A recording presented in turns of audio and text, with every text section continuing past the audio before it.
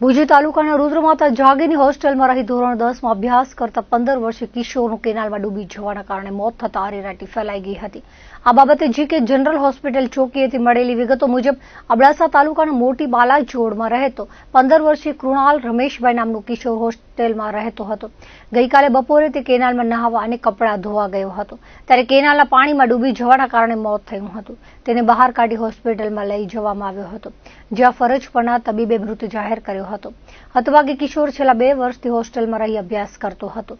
માધાપર પોલીસે બનાવ બાબતે અકસ્માત મોતનો ગુનો દાખલ કરી તપાસ હાથ ધરી છે। બનાવની જાણ થતાં કિશોરના પરિવારજનો હોસ્પિટલમાં પહોંચી આવ્યા હતા। તેમણે આક્ષેપ કરતા જણાવ્યું હતું કે અમારો દીકરો હોસ્ટેલમાં રહી અભ્યાસ કરતો હતો। બનાવ કઈ રીતે બન્યો તે બાબતે અમને ગોળ ગોળ જવાબ આપવામાં આવે છે, સત્ય હકીકત જણાવવામાં આવતી નથી। હોસ્ટેલના ગૃહપતિ દ્વારા પણ માહિતી આપવામાં આવતી નથી તેમ જણાવી આ બનાવમાં સત્ય સામે લાવવામાં આવે તેમ ભોગગ્રસ્તના પરિવારજનોએ જણાવ્યું હતું। દરમિયાન સ્થાનિકે ચર્ચાતી માહિતી પ્રમાણે 3 જેટલા કિશોર નહાવા ગયા હતા, જેમાં આ કિશોર તણાવા લાગતા અન્ય 2 જણા તાત્કાલિક બાજુમાં આવેલી હોસ્ટેલમાં જાણ કરવા ગયા। એ દરમિયાન પાણીનો પ્રવાહ વધારે હોવાથી કિશોર ખેંચાઈ ગયો। તેને બચાવવાના પ્રયાસો કરવા છતાં સફળતા મળી ન હતી।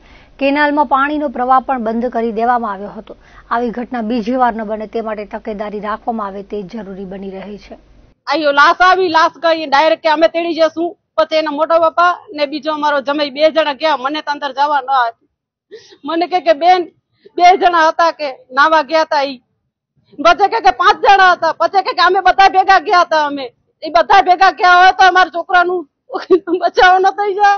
સર અમને ડાયરેક્ટ લાશ આપી દીધી એ લોકોએ। એમ કીધું છે કેનાલમાં 2-3 વાતો કરે છે, એક વાતો નહીં। કોઈ કહે છે 2-3 જણા ભેગા ગયા હતા, કોઈ કહે છે અમે બધા ગ્રુપમાં ગયા હતા, કોઈ કહે છે એકલો હાલી ગયો હતો। લાશ ડાયરેક્ટ આપીને અમે કઈ ગૃહપતિ ગાયબ થઈ ગયો છે, આવતો જ નથી સામે અમને કહેવા માટે કોઈ આ બનાવ છે। એની ફરજ છે, ફરજ પૂરી નથી કરતો કોઈ માણસ। એ રુદ્રમાતા જાગીર હોસ્ટેલ છે, ત્યાં એ બનાવ બન્યો છે। એ મારા કાકાનો છોકરો છે।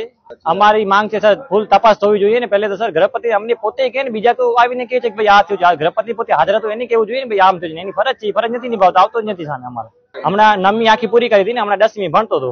દિવાળીની વેકેશન પછી આજે 3 દિવસ પહેલા પણ ગયો હતો ને, ત્યારે અમારા છોકરા મૂકવા ગયા હતા એને, ત્યારે મારા કોઈના છોકરાને મૂકવા ગયો ત્યારે ગૃહપતિ હાજર નતો। એને ફોન કરવો પડે ભાઈ અમે છોકરાને મૂકી જઈએ છીએ। મારો મામાનો દીકરો છે, એ હોસ્ટેલમાં રહે છે જાગીર રુદ્રમાતા।